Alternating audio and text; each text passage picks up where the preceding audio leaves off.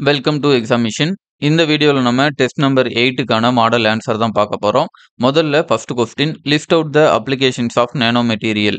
Nano பொருட்களின் பயன்பாட்டை பட்டியலிடுக அப்படின்னு சொல்லி கேட்டிருக்கோம். வழக்கம் போல எப்பயுமே ஒரு கேள்வி தமிழ்லயும், ஒரு கேள்வி இங்கிலீஷ்லயும் பார்ப்போம். அப்படி இந்த கேள்வி முதல்ல தமிழ்ல பார்ப்போம். நேனோ பொருட்களின் பயன்பாடு. முதல்ல நேனோ பொருட்கள் என்ன அப்படின்னா என்ன அப்படிங்கிற ஒரு பேசிக்கான இன்ட்ரோ வந்து இந்த இடத்துல நம்ம குடுத்துட்டு, 2 ஃபேக்சுவல் இன்ஃபர்மேஷன் குடுத்துருக்கோம். ஒரு நேனோ மீட்டர் அப்படின்னா 1 × 10⁻⁹ மீட்டர் அப்படிங்கிறதும், நேனோ மிஷன் அப்படிங்கிறது 2007ல் கொண்டு வரப்பட்டது. இந்த 2 ஃபேக்சுவல் இன்ஃபர்மேஷனையும் எழுதி பாக்ஸ் பண்ணியிருக்கோம். அடுத்ததா இப்ப டிமாண்ட் ஆஃப் த கொஸ்டின வந்து நாம வந்து அட்ரஸ் பண்ண ஆரம்பிக்கிறோம். நேனோ பொருட்களின் பயன்பாடு. மருத்துவம் மற்றும் சுகாதாரத்துல. துறையில புற்றுநோய் சிகிச்சைக்கு இந்த நேனோ பொருட்களானது பயன்படுகிறது. அடுத்ததா நேனோ சார கட்டுகள் வந்து திசு பொறியியல்ல வந்து பயன்படுத்தப்படுகிறது.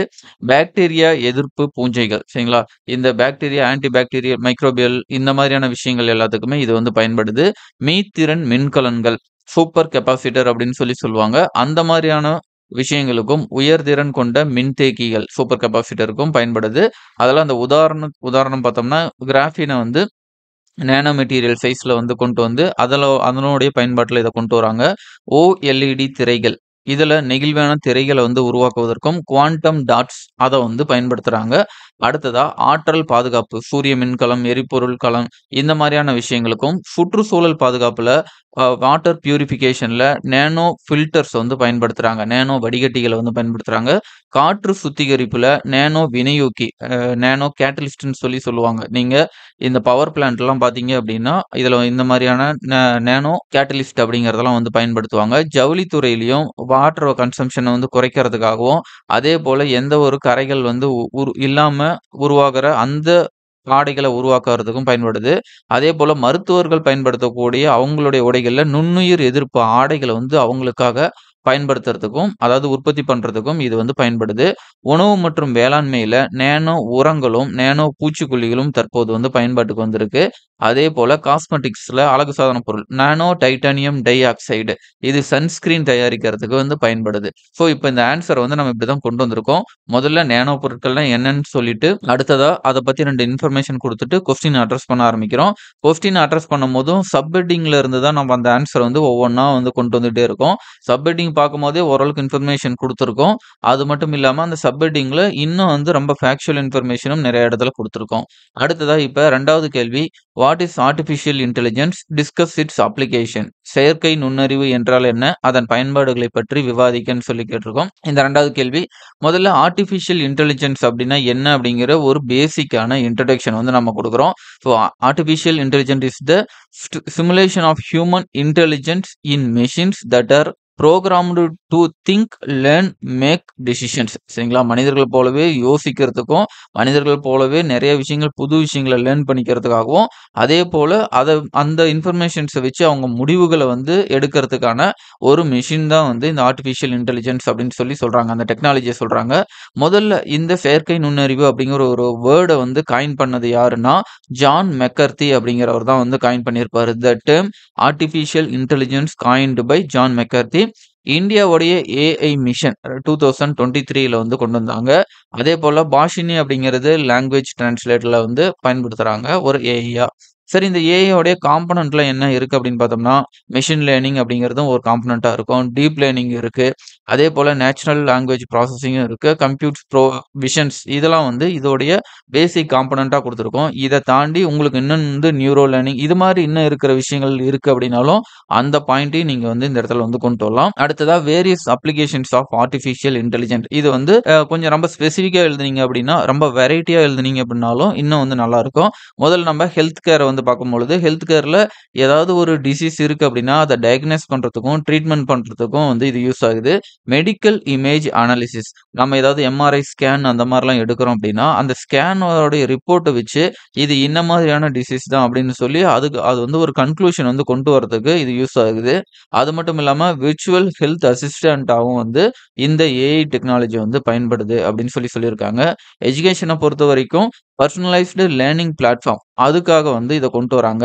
ஒவ்வொரு பெர்சனுக்கும் ஒவ்வொரு மாதிரி டீச் பண்றதுக்கு இந்த AI ஆனது யூஸ் ஆகுது. ஒரு காமனா டீச் பண்ணிட்டு அது எல்லாரும் ஒவ்வொருத்தரும் ஒவ்வொரு மாரி அத அண்டர்ஸ்டாண்ட் பண்ணுவாங்க. அப்படி இல்லாம ஒவ்வொருத்தருடைய லேர்னிங் கெப்பாசிட்டிய பேஸ் பண்ணி அவங்களுக்கு பர்சனலைஸ்டு லேர்னிங் பிளாட்ஃபார்மாவும் வந்து இது செயல்படுது. அதேபோல விர்ச்சுவல் டியூட்டராவும் வந்து பார்த்தோம்னாவும் அண்ட் சாட் பாட்ஸ் ஏதாவது டவுட் இருக்கு அப்படின்னா, நீங்க ஒவ்வொரு ஃபேக்கல்டி கிட்ட தனித்தனியா கேட்கறதுக்கு உங்களுக்கு டிஃபிகல்ட்டாவோ இல்ல டைம் கன்சம்ப்ஷனாவோ இருக்கும். அதனால இந்த விர்ச்சுவல் சாட் பாட் இருக்கும் பொழுது, நீங்க உங்க கொஸ்டின இண்டிவிஜுவலா ஒன் டூ ஒன் கேட்கறதுக்கும் பயன்பாட்டுல இருக்கு. அடுத்ததா பிசினஸ் அண்ட் ஃபினான்ஸ்ல எப்படி வந்து யூஸா இருக்குன்னு பார்த்தோம்னா, கஸ்டமர் சர்விஸ் சாட் பாட். இப்ப எல்லாமே நெறைய இப்ப ஒரு ஏர்டெல் இருக்கு, ஜியோ இருக்கு அப்படின்னா, முன்னாடிலாம் உங்களுக்கு கால் பண்ணி கஸ்டமர் சர்விஸ்க்கு 1 1/2 எழுத்தவும், 2 எழுத்தவும்னு சொல்லி நெறைய டைம் வந்து எடுத்துக்கும். ஏன்னா, அவங்க அந்த கஸ்டமர் சர்விஸ்ல கம்மியான ஹியூமன்ஸ் தான் இருப்பாங்க. பட் இப்ப அப்படி கிடையாது. ஏஐ மூலமாவே அந்த சாட் பாட்ஸ்ல இருந்து அவங்க ஆன்ஸர் வந்து என்ன அப்படிங்கிறத பண்ணிடுறாங்க. அதேபோல ஃப்ராட் டிடெக்ஷன். இப்போ ஏஐ யூஸ் பண்ணி ஏர்டெல்லாம் ஸ்பாம் டிடெக்ஷன் அப்படிங்கிறதெல்லாம் கொண்டு வராங்க. ஃபினான்ஷியல் டிரான்சாக்ஷன்லயோ இல்ல வேற வந்து கால் வந்து அன்னோன் நம்பர்ல இருந்து வருது. அது அடிக்கடி நெறைய பேருக்கு வந்து கால் பண்ணியிருக்காங்க. அவங்க எல்லாமே ஸ்பாம் ரிப்போர்ட் பண்ணியிருக்காங்க அப்படின்னா, அத பேஸ் பண்ணி இந்த ஃப்ராட் டிடெக்ஷன் அது எல்லாமே பண்ணிட்டு இருக்காங்க. அதேபோல மார்க்கெட் பிரிடிக்ஷன் எப்படி வந்து ஷேர் மார்க்கெட்டோடைய ரோல் வந்து ப்ளே ஆகுது. எப்படி வந்து அதோடைய ஏற்ற இறக்கம் இருக்கும் அப்படிங்கிறத ஒரு எக்கனாமிஸ்ட் மாரி அத அனலைஸும் பண்ண ஆரம்பிக்குது. டிரான்ஸ்போர்ட்டேஷன்லயும் செல்ஃப் டிரைவிங் கார், டெஸ்லா மாதிரியான கம்பெனிஸ் எல்லாமே ஆல்ரெடி இத வந்து இம்ப்ளிமெண்ட் பண்ண ஆரம்பிச்சுட்டாங்க. ஸோ அடுத்தது பார்த்தோம்னா டிராஃபிக் மேனேஜ்மென்ட். இந்த டிரான்ஸ்போர்ட்டேஷன்லயே செல்ஃபா பண்றதும் குடுத்தாச்சு. அதேபோல ஹோலிஸ்டிக்கா இந்த டிராஃபிக் மேனேஜ்மென்ட் இந்த மாரி வெரைட்டி கன்டென்ட் வந்து மாத்தி மாத்தி குடுங்க. அதேபோல ஸ்மார்ட் ஹோம்ஸ் வந்து குடுக்கறதுக்காக ஒரு வீட்டுக்கு வந்து செக்யூரிட்டி சிஸ்டம் வந்து ரெடி பண்றது. அதேபோல டிஃபென்ஸ் அண்ட் செக்யூரிட்டில இப்ப ரீசென்ட்டா இந்தியா, பாகிஸ்தானுடைய கிளாஷ்ல கூட இந்த ட்ரோன் வார்ஃபேர் அப்படிங்கிறது இம்பார்ட்டன்ட் ரோல் வந்து ப்ளே பண்ணுது. இத நம்ம தனியாவே ஒரு கொஸ்டினா நம்ம பின்னாடி குடுத்திருப்போம். ட்ரோன் வார்ஃபேர பத்தி. ஸோ அதையும் பின்னாடி போக போக நம்ம பார்ப்போம். இந்த டிஃபென்ஸ் அண்ட் செக்யூரிட்டில ட்ரோன்ஸ் ஆட்டானமஸ் ட்ரோன்லாம் இருக்கு. அது ஆட்டோமேட்டிக்காவே அது நம்மளுடைய டிஃபென்ஸ் செக்யூரிட்டிய வந்து பாதுகாக்குது. அதேபோல அக்ரிகல்ச்சர்ல வந்து பிரிசிஷன் அப்படிங்கிற ஒரு விஷயம் வந்து கொண்டு வராங்க. நம்மளுடைய அக்ரிகல்ச்சர்ல இது ரொம்ப வந்து இம்ப்ரூவ்மென்ட்டா வந்து பண்ணிட்டு இருக்காங்க. ஏற்கனவே ஸ்விட்சர்லாந்துல கூகுளோட டை அப் பண்ணி இந்த அக்ரிகல்ச்சர் வந்து ஏஐ யூஸ் பண்ணி ஆல்ரெடி ட்ரையல் எல்லாமே ஸ்டார்ட் பண்ணியிருக்காங்க. அடுத்ததா நம்ம 3 question. Write a short note on operating system network security. சிறுகுறிப்பு எழுதுக. இயக்க முறைமை, வலை பாதுகாப்பு. இத வந்து குடுத்திருக்காங்க. இப்ப வந்து பார்த்தோம்னா, முதல்ல operating system and network security. இது எல்லாமே நம்ம ரொம்ப ரெகுலரா பார்க்குற ஒரு ரொம்ப பேசிக்கான விஷயமா இருந்தா கூட, அங்க குடுத்திருக்கிற ஸ்ட்ரக்சர பேஸ் பண்ணி நம்ம எழுதிறணும். ஸோ இது எல்லாமே நான் உங்களுடைய 11த், 12த் கம்ப்யூட்டர் சயன்ஸ் புக்லயே ஓரளவுக்கு உங்களால கன்டென்ட் வந்து எக்ஸ்ட்ராக்ட் பண்ண முடியும். ஸோ முதல்ல ஆப்பரேட்டிங் சிஸ்டம் அப்படின்னா என்ன அப்படிங்கிற ஒரு பேசிக்கான டெஃபினிஷன்ஸ் நம்ம குடுத்திருப்போம். போத் ஹார்ட்வேர் அண்ட் சாஃப்ட்வேர வந்து கனெக்ட் பண்ணி அத வந்து ப்ராப்பரா ஒர்க் பண்ண வைக்கிறதுக்கான ஒரு ஃபண்டமெண்டலான சாஃப்ட்வேர் தான் இந்த ஆப்பரேட்டிங் சிஸ்டம் அப்படிங்கிறது. அதேபோல இதோடைய டைப்ஸ்லாம் என்னென்ன இருக்கு அப்படிங்கிறத இதெல்லாம் ரொம்ப ஸ்டாட்டிக்கான விஷயங்கள் தான். இந்த டைப் எல்லாமே அப்படிங்கிறத குடுத்திருக்கோம். அடுத்ததா இதுல என்னென்ன வகையான அ ஆப்பரேட்டிங் சிஸ்டம்லாம் நம்மளுடைய ரியல் வேர்ல்டுல இருக்கு அப்படிங்கிறத குடுத்திருப்போம். வேற வேற வெரைட்டில அதாவது நம்ம வெறும் ஆண்ட்ராய்டு, iOS மட்டும் குடுக்காம, ரொம்ப பழைய இதுல இருந்து யுனிக்ஸ்ல இருக்கு. லினக்ஸ் கூட நீங்க போடலாம். MS டாக் வந்து 1981 விண்டோஸ் இப்ப புது வேரியேஷன் போடுறதுக்கு பதிலா பழசுல அப்ப இருந்த முன்னாடி இருந்த வேரியேஷனையும் நீங்க அதுல மென்ஷன் பண்ணலாம். ஸோ இது வந்து ஒரு பார்ட்டிஷன் கொஸ்டின் அப்படிங்கிறதுனால இது ஒரு பார்ட் மட்டும் எழுதுறோம். அடுத்ததா நெட்வொர்க் செக்யூரிட்டிய இன்னொரு பார்ட்ல வந்து எழுதுறோம். ஸோ முதல்ல நெட்வொர்க் செக்யூரிட்டி அப்படின்னா என்னங்கிற ஒரு பேசிக்கான இன்ட்ரோடக்ஷன் வந்து குடுத்திருப்போம். நம்மளுடைய டேட்டாஸ இந்த நெட்வொர்க் இதுல இருந்து நம்ம எப்படி வந்து பாதுகாக்கணும் அப்படிங்கிறத பத்தி தான் இதோடைய பேசிக்கா இருக்கும். முதல்ல இதோடைய காம்போனன்ட் என்னென்ன இருக்கு அப்படிங்கிறத பார்ப்போம். நம்ம வந்து ஃபயர்வால் அப்படின்னு சொல்லி சொல்லுவோம். நம்ம ஏதாவது வந்து அன்ஆத்தரைஸ்டு வெப்சைட்ட போய் ரீச் பண்ண ட்ரை பண்ணோம் அப்படின்னா, அவங்க நம்மளுடைய டேட்டாவ எடுத்துருவாங்கன்னு தெரிஞ்சுச்சுன்னா, இந்த ஃபயர்வால் வந்து அத வந்து ஸ்டாப் பண்ணிரும். அதேபோல ஆன்டிவைரஸ், ஆன்டி மால்வேர் இதெல்லாம் வந்து கண்டுபிடிச்சு இது பண்றதெல்லாம் வந்து இந்த நெட்வொர்க் செக்யூரிட்டியோடைய முக்கியமான ஒரு காம்போனன்ட்டா தான் இருக்கும். ஸோ இந்த ஆன்டிவைரஸ், ஆன்டி மால்வேர்லாம் நீங்க ப்ராப்பரா தமிழ்லயே எழுதணும் அப்படிங்கிறது கிடையாது. இது போல வந்து நீங்க தங்கிலீஷ்லயும் வந்து எழுதிக்கலாம். இந்த மாரி சயன்ஸ் அண்ட் டெக்ல வேர்ட்ஸ் கிடைக்கல அப்படிங்கிற பட்சத்துல நீங்க இந்த மாரியும் வந்து பயன்படுத்திக்கலாம். ஸோ அதேபோல VPN மெய்நிகர் தனியார் வலையமைப்பு இது வந்து உங்களுக்கு வந்து டீட்டெயில் குடுத்துருக்கோம். அதேபோல இணைப்புகள நெறைய கனெக்ஷன்ஸ் வந்து பண்ணாமையும், அதேபோல உங்களுடைய மெசேஜஸ் உங்களுடைய டேட்டா வந்து குறியீடாக மாற்றுதல். என்கிரிப்ஷன் பண்ணி அத அனுப்பும் பொழுது, அந்த டேட்டாவானது ரொம்ப செக்யூர்டா இருக்கும். அதேபோல வேற என்னென்ன சிக்கல்லாம் இருக்கு அப்படின்னு பார்த்தோம்னா, அதுல இருக்கிற சேவைகள் அதாவது உங்களுடைய நெட்வொர்க் கம்யூனிகேஷன் வந்து ஸ்டாப் பண்றது. அதேபோல மோசடி, மால்வேர், பிஷிங் இந்த மாரியான விஷயங்கள் வந்து பண்றது. அதேபோல மெய்ட்டிம் தாக்குதல். இந்த தாக்குதலும் வந்து வந்து இந்த நெட்வொர்க் செக்யூரிட்டில ஒரு இம்பார்ட்டன்டான இஷ்யூஸா இருக்கு அப்படிங்கிறத நம்ம சொல்லியிருப்போம். அடுத்ததா 4th question. Write a short note on renewable and non renewable source in India. Renewable non renewable energy source in India. இந்தியாவில் புதுப்பிக்கத்தக்க மற்றும் புதுப்பிக்க இயலாத ஆற்றல் மூலத்தை பற்றி சிறுகுறிப்பு எழுதுக அப்படின்னு கேட்டிருக்காங்க. இதை நாம தமிழ்ல பார்த்துருவோம். முதல்ல ரெனியூவபிள் எனர்ஜி, இது வந்து ரொம்ப நம்ம ஸ்கூல்ல இருந்தே பார்த்துட்டு இருப்போம். ரெனியூவபிள் நான் ரெனியூவபிள்னா என்ன அப்படின்னு. இந்த கொஸ்டினை டிஎன்பிஎஸ்சி மெயின்ஸ்ல கேட்கும் பொழுது நம்ம இன்னும் கொஞ்சம் அட்வான்ஸா தான் எழுதணும். முதல்ல ரெனியூவபிள் எனர்ஜி அப்படின்னா டெஃபினேஷன் எப்பவுமே அப்ப சின்ன வயசுல இருந்தே அதே காமனான டெஃபினேஷன் தான். பட் எக்ஸ்ட்ரா நீங்க என்ன எழுதலாம் அப்படின்னா, இத மாதிரியான ஃபேக்சுவல் இன்ஃபர்மேஷன்ஸ் வந்து நீங்க வந்து எழுதலாம். சோலார் பவர் எவ்வளோ இருக்கு, இதே மாதிரி ஃபுல்லா கம்ப்ளீட்டா மெமரி பண்ணி எழுதணும் அப்படிங்கிறது கிடையாது. நீங்க முன்னாடி வந்து ரெஃபர் பண்ணிட்டு போறத பேஸ் பண்ணி அந்த பாயிண்ட்ஸ் வந்து நீங்க இந்த இடத்துல ஜெனரேட் பண்ணி எழுதலாம். அடுத்ததா வேரியஸ் ரெனியூவபிள் சோர்ஸ் எனர்ஜி என்னென்ன இருக்கு அப்படிங்கறத எழுதுறோம். முதல்ல சோலார் எனர்ஜி டெரைவ்டு ஃப்ரம் சன்னோட எனர்ஜில இருந்து இருக்கு. இதோடைய டெக்னாலஜி என்ன யூஸ் பண்றோம் அப்படின்னா, போட்டோவோல்டாயிக் செல்ல யூஸ் பண்ணி நம்ம அந்த சன்லைட்ல இருந்து எலக்ட்ரிசிட்டியை வந்து கன்வெர்ட் பண்றோம். அடுத்ததா விண்ட் எனர்ஜி. விண்ட் எனர்ஜில இந்தியா 4th லார்ஜஸ்ட் ப்ரொடியூசரா இருக்கு. இந்த விண்ட் எனர்ஜியில பொறுத்த வரைக்கும் இது எப்படி ஆப்ரேட் ஆகுது டெக்னாலஜின்னு பார்த்தோம்னா, மெக்கானிக்கல் எனர்ஜி விண்ட் அந்த டர்பைன் மேல பட்டு அது மெக்கானிக்கல் எனர்ஜி கிரியேட் பண்ணுது. அந்த மெக்கானிக்கல் எனர்ஜி ஆனது டர்பைன் மூலமா எலக்ட்ரிக்கல் எனர்ஜியா வந்து கன்வெர்ட் ஆகுது. ஸோ ஒரு எக்ஸாம்பிள் எங்கெங்கெல்லாம் இருக்கு, ஆரல்வாய்மொழி, முப்பந்தல், இந்த மாதிரி உங்களுக்கு தெரிஞ்ச பிளேஸ் வந்து நீங்க ஒரு எக்ஸாம்பிள் வந்து மென்ஷன் பண்ணலாம். அடுத்ததா ஹைட்ரோ பவர் எனர்ஜி. இதுல என்ன டெக்னாலஜி அப்படின்னா, கைனெடிக் எனர்ஜி வந்து எலக்ட்ரிசிட்டியா வந்து ப்ரொடியூஸ் பண்ண முடியுது. எக்ஸாம்பிள் பக்ரானங்கல் போடலாம். அப்படி இல்லைன்னா நீங்க மேட்டூரோட பவர் பிளான்ட்ட கூட வந்து நீங்க மென்ஷன் பண்ணலாம். உங்களுக்கு அந்த டைம்ல எது வந்து டக்குன்னு ஞாபகம் வருதோ அதை போடலாம். அடுத்தது டைடல் எனர்ஜி. ஸோ இதை வந்து பார்த்தோம்னா, நம்மளுடைய டைடு வந்து பார்த்தோம்னா எலக்ட்ரிசிட்டியா வந்து நம்ம கன்வெர்ட் பண்றது தான். முக்கியமான பிளேசஸ்லாம் என்ன அப்படிங்கிறது பார்த்தோம்னா, கல்ஃப் ஆஃப் காம்பேட், சுந்தர்பன், இதெல்லாமே நீங்க மென்ஷன் பண்ணலாம். இதோடைய பொட்டன்ஷியல் ஒரு 12,455 மெகாவாட் இருக்கு.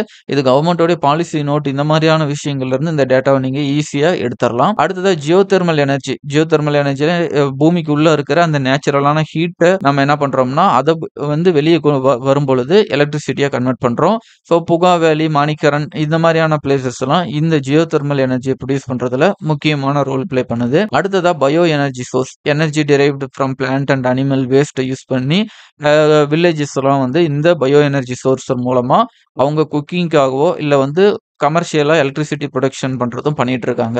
இதுக்காக கவர்மெண்ட் என்னென்ன இனிஷியேட்டிவ்ஸ்லாம் எடுத்திருக்காங்க அப்படின்னு பார்த்தோம்னா, இந்தியாவோட டார்கெட் 500 ஜிகாவாட் நான் ஃபாசில் எனர்ஜி வந்து 2030க்குள்ள அச்சீவ் பண்ணும் அப்படிங்கிறதும், அதே போல நேஷனல் சோலார் மிஷன் 2010ல கொண்டு வந்தாங்க. அதே போல இன்டர்நேஷனல் சோலார் அலையன்ஸ் அப்படிங்கிறதையும் வந்து கொண்டு வந்திருக்காங்க. ஸோ அதையும் கூட நீங்க வந்து மென்ஷன் பண்ணலாம். ஸோ இந்த சோலார் மிஷனுடைய ரிவைஸ்டு கோல் 100 ஜிகாவாட் இருக்கு. கிரீன் எனர்ஜி காரிடார் ப்ராஜெக்ட்ஸும் நிறைய பிளேஸ்ல வந்து இதை வந்து ஸ்டார்ட் பண்ணி கொண்டு போயிட்டு இருக்காங்க. அதையும் நீங்க மென்ஷன் பண்ணலாம். ஸோ அடுத்ததா பார்த்தோம்னா, வேரியஸ் நான் ரெனியூவபிள் எனர்ஜி சோர்ஸ். ஸோ முதல்ல ரெனியூவபிள் எனர்ஜி சோர்ஸை பார்த்துட்டோம்.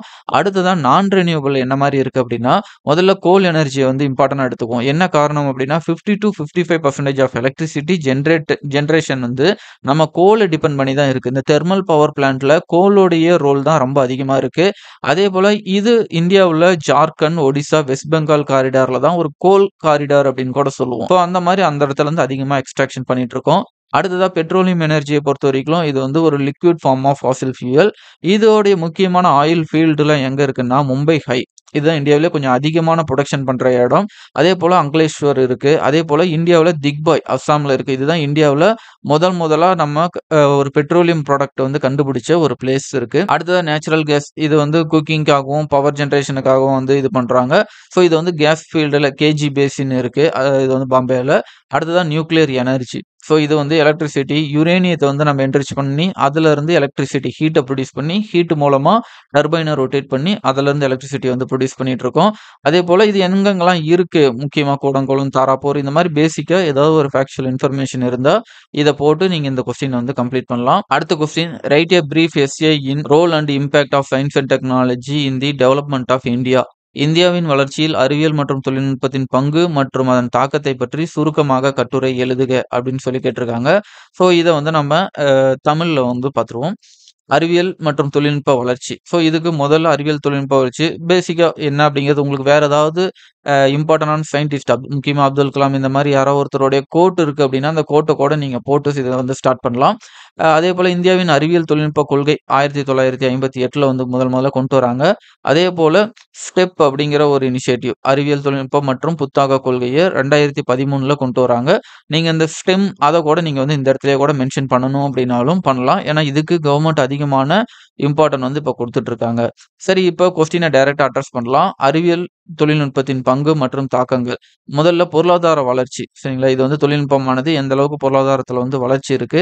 அது மட்டும் இல்லாம எப்படி எம்ப்ளாய்மென்ட் ஜெனரேஷன்ல வந்து ரோல் பிளே பண்ணுது அப்படிங்கிறத எழுதிடுறோம்.